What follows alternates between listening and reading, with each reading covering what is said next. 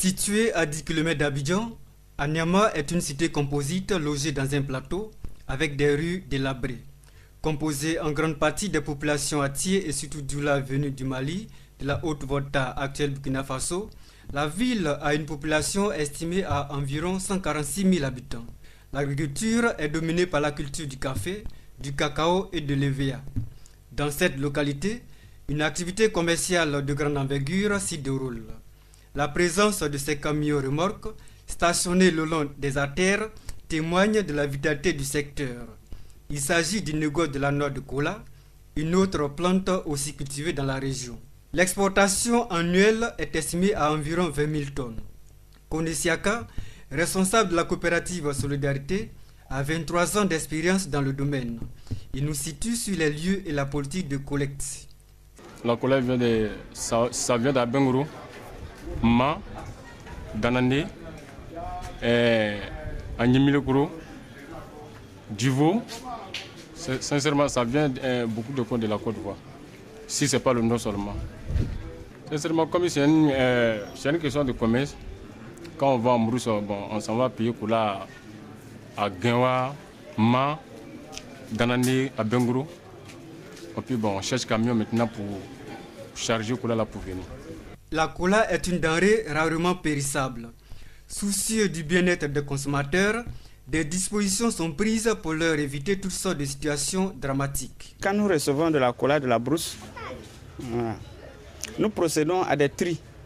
Après le tri, nous procédons au lavage de la cola. Parce qu'en brousse, les gens utilisent des produits non conventionnels pour la conservation de la cola qui sont souvent toxiques pour l'organisme de l'homme. Et comme la cola est destinée à la consommation, nous procédons d'abord au tri et après nous procédons au lavage. Lorsqu'on lave la cola, on laisse au moins 2 à 3 jours pour que l'eau puisse être filtrée. Et ensuite, bon, ce qui doit être exporté vers le Burkina, on procède maintenant à la mise des sacs. C'est ainsi qu'on exporte maintenant la cola vers les pays consommateurs. Après le conditionnement, les yeux sont désormais tournés vers les potentiels clients. Ceux-ci proviennent généralement des pays de la sous-région. Les modalités de paiement sont en fonction de la quantité de produits achetés. Bon, nos clients, souvent on a des correspondants au Mali, souvent on a des correspondants au Sénégal, souvent on a des correspondants au Nigeria, au Gambie aussi. Bon, la vente, ça dépend des prix.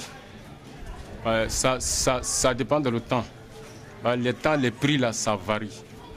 Bon, quand ça varie, souvent ça descend, souvent ça monte. Loin d'être un produit banal, la noix de cola représente tout un symbole et renferme de nombreuses vertus. La cola, bon, on prend pour faire plusieurs choses. Voilà, mais ceux qui ne connaissent pas, bon, on se dit que c'est pour le mariage seulement, c'est pour le baptême seulement.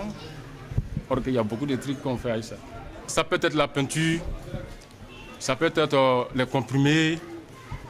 Ça veut dire qu'il y a beaucoup de recherches dans la cola. À l'instar du café, du cacao et de l'EVA, la cola est un produit qui nourrit son homme.